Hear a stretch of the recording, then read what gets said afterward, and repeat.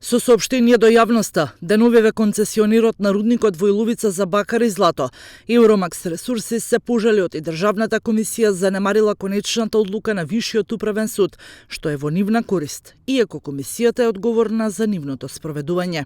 Евромакс Ресурси повторно обжали одлуката на Државната комисија во управниот суд и согласно законската регулатива за работењето на владините институции, секоја понатамошна одлука на управниот суд ќе биде извршна. Согласно правниот совет од нашиот правен тим, друштвото останува убедено во својата силна правна позиција, како и дека постапките на Државната комисија се незаконски. Децидни се од компанијата Евромакс Ресурсис.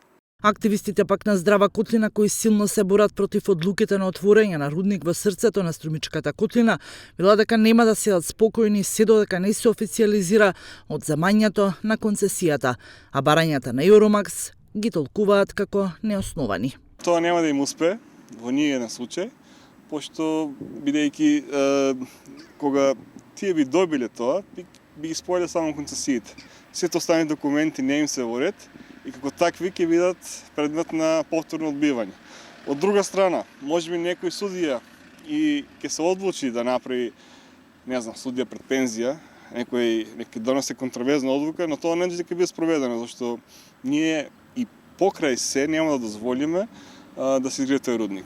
Евромакс во последното соопштение повторно истакнува дека со реализација на проектот Иловица Штука очекуваат да се создадат речиси 3000 директни и индиректни работни места и да го зголемат националниот и локалниот бруто домашен производ.